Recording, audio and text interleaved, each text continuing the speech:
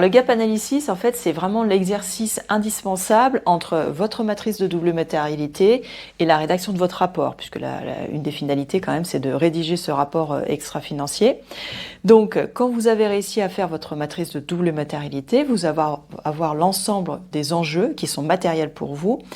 Et pour pouvoir, dans le rapport, en rendre compte, en fait, vous avez besoin de connaître vos indicateurs. Donc pour ça, la meilleure façon de le faire, ça va vraiment être le gap analysis, qui va vous permettre justement de faire cette analyse d'écart entre ce que vous avez à date, avant la CSRD, tous les indicateurs sans doute que vous suivez déjà, et ceux que vous devez, à terme, sur lesquels vous devez rendre compte. Donc l'analyse, elle doit être quand même assez fine pour identifier donc les indicateurs que vous avez déjà, ceux que vous avez mais qui sont peut-être incomplets par rapport à ce que demande la CSRD et ceux qui manquent réellement.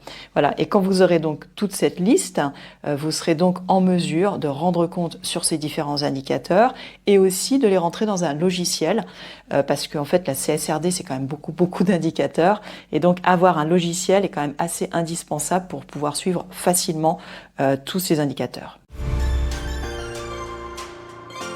Alors, à proprement parler, il n'y a pas d'obligation de faire un gap analysis.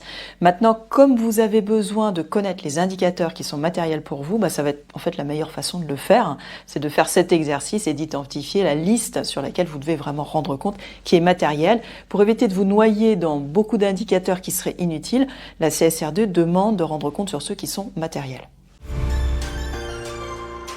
Il ne faut pas oublier que ce rapport est audité.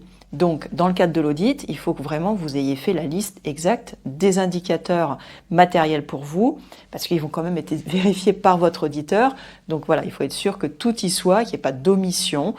On peut éventuellement ne pas avoir tout de suite les bonnes informations face à l'indicateur, mais par contre, il ne faut pas ignorer qu'il faut rendre compte de cet indicateur.